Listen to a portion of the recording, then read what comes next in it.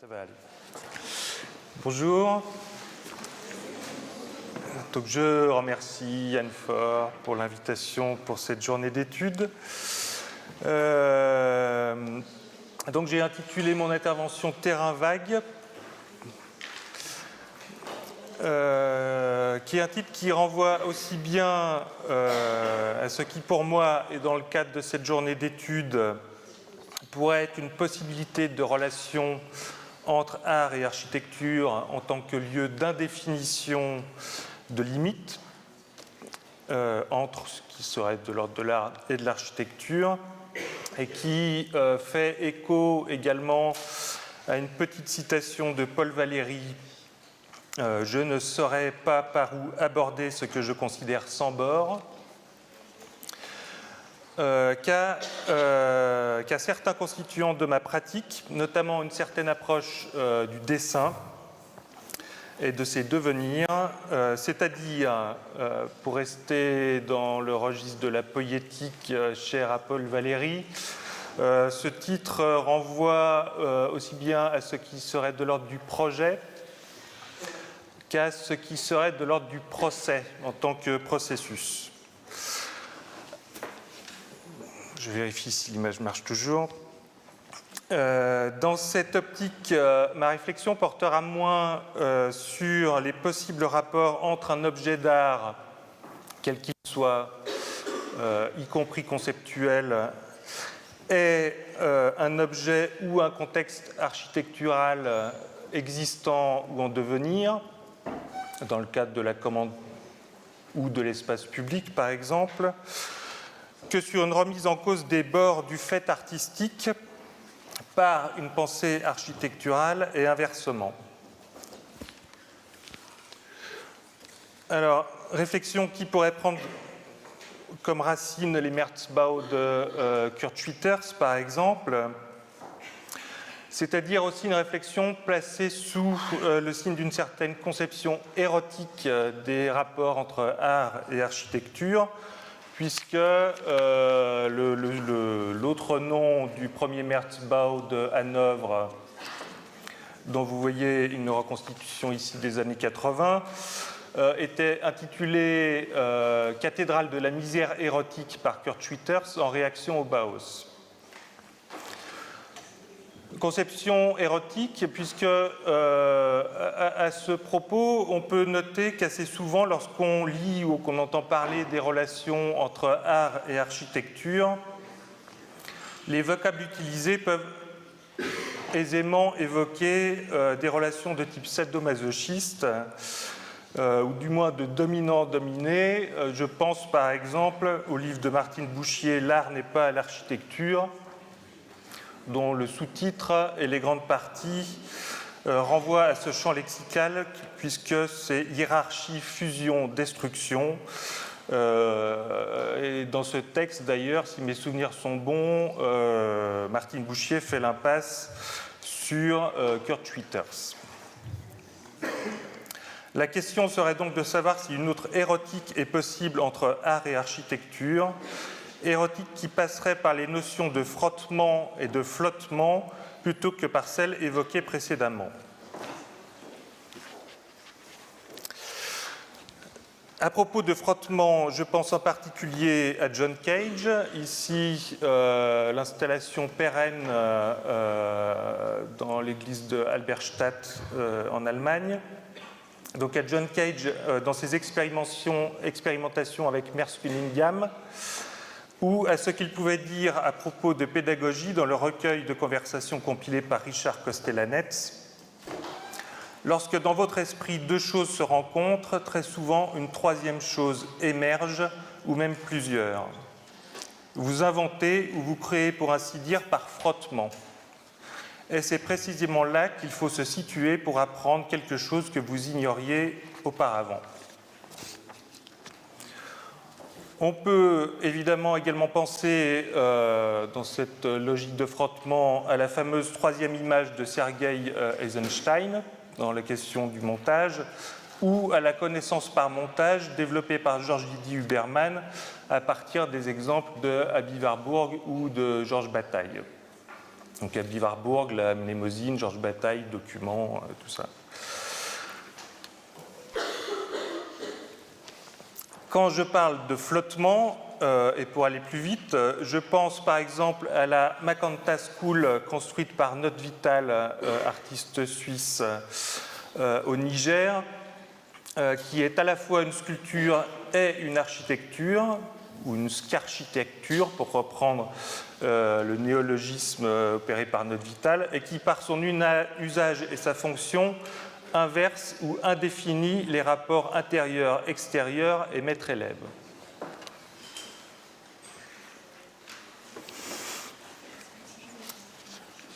Pour en venir à ma pratique, je suis un pur produit des beaux-arts, et l'architecture n'a pas fait partie de mes préoccupations premières. Donc la question est de savoir comment est venue cette réflexion sur l'architecture et cette appétence pour l'architecture chez quelqu'un qui, pendant longtemps et encore aujourd'hui, a surtout été préoccupé par des questions de dessin.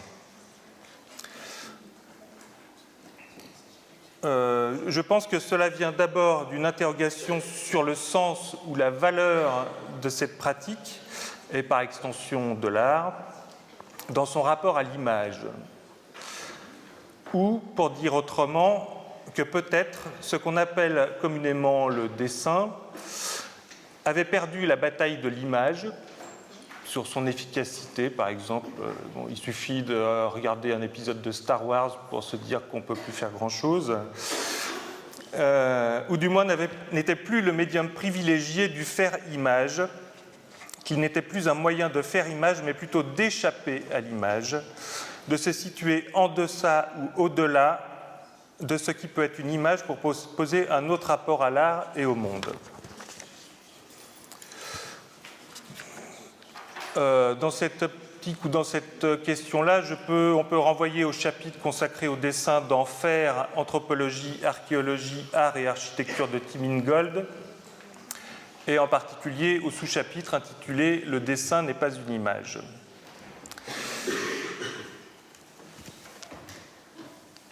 Dans la pratique du dessin, cela s'est d'abord opéré par un changement de plan du dessin, une mise à plat littérale, un basculement du plan vertical pictural vers un plan horizontal scriptural, un changement de dimension du dessin impliquant un travail du corps plus important sur l'espace de la feuille et un choix de matériaux, en particulier le fusain, permettant d'introduire par les phénomènes s'il vous plaît.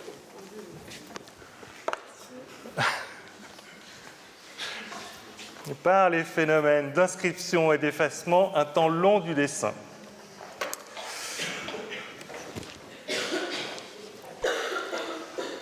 La feuille de papier grande est donc devenue un terrain vague, habité par le dessin, et le dessin le témoin ou le document d'une expérience et d'une temporalité de l'habité de cet espace.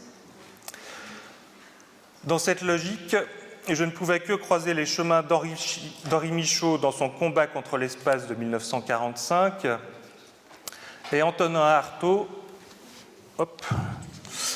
dont Evelyn Grossman nous dit, à la suite de Derrida, dans la préface à 50 dessins pour assassiner la magie, non qu'il s'agisse d'ouvrir le cadre de la page pour sortir de la feuille, il s'agit plutôt de sortir dans la feuille, la soulever, la creuser, la mettre en volume, déployer ses profondeurs, ses épaisseurs insoupçonnées.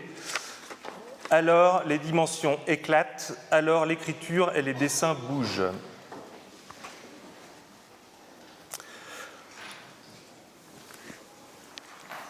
Dans cette logique, toujours, de pratique du dessin, je ne pouvais également couvrir le dessin à tous les registres possibles de l'écriture et des notations du temps et de l'espace, qu'elles soient musicales ou chorégraphiques.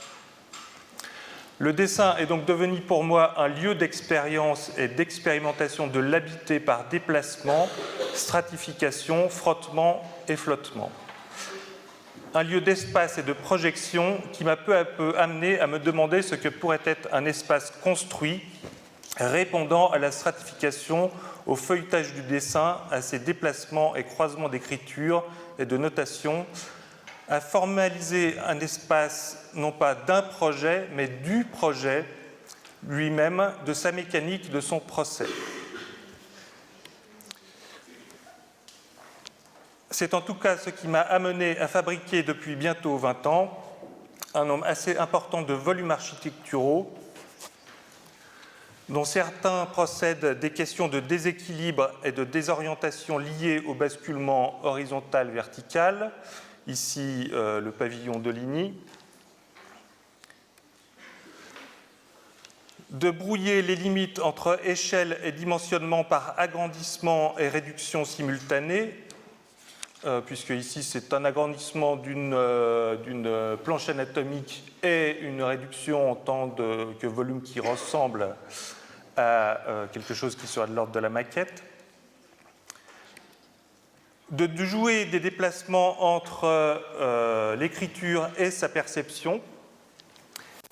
Ici, toute une série de volumes intitulés Cabaret Diderot, qui sont des reprises de titres de textes de Diderot mis en braille et en volume, pour créer des choses qui ressemblent à des architectures. De travailler l'improvisation architecturale à partir d'un thème pour rejoindre le musical, ici avec le pavillon Parker. De partir de la notation chorégraphique, en particulier la notation feuillet du XVIIIe siècle, pour construire de l'espace, ici le pavillon Nijinsky, et retour avec un autre travail qui s'intitule Feuillet, où les petits volumes que vous voyez devant donc, ont été faits à partir de 2 plans de notation chorégraphique et ensuite me servent d'outils pour dessiner, puisque les petits poteaux sont des stylos bic. Voilà. Ici, et donc ça donne ce type de dessin qui, à nouveau, sont aussi plutôt des dessins d'espace et pourraient servir de notation chorégraphique. Ou de brouiller encore un peu plus les pistes en travaillant simultanément le texte, la musique et l'architecture. Ici, ça reprend le principe des cabarets Diderot, donc du braille mis en volume. À partir d'un texte sur Greuze, le texte est lui-même traduit en musique, donc il passe dans une petite boîte à musique à l'intérieur de la maquette.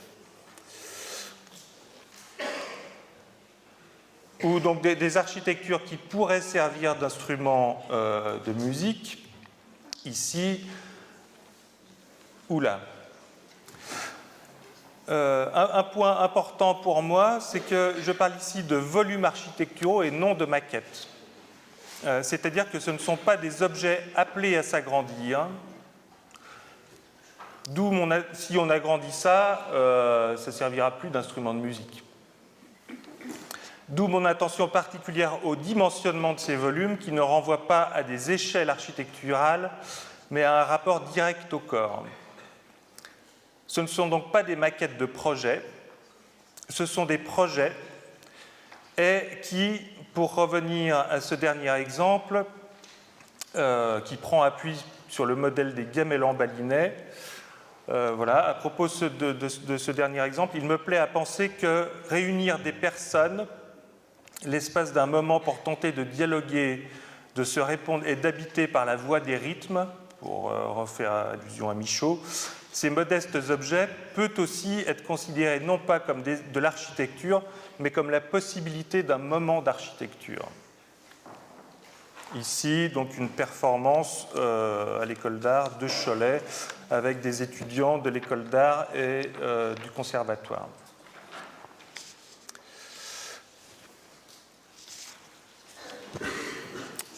Je passe à l'aspect enseignement.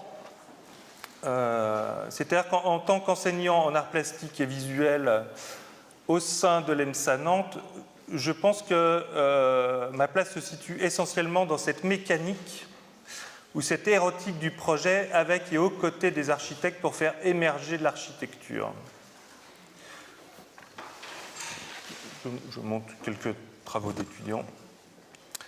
C'est également ces notions de frottement entre procès et projet, de flottement entre art et architecture, que j'essaie d'apporter aux étudiants pour les amener à se poser eux-mêmes les questions de limite ou de bord entre ce qui serait de l'ordre de l'art ou de l'architecture,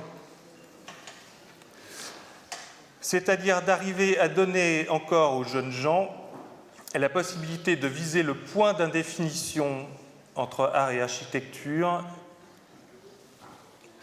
et d'avoir encore la liberté de rêver que le mariage de la carpe ou du lapin puisse aboutir à une larpe, un carpin ou tout autre possible.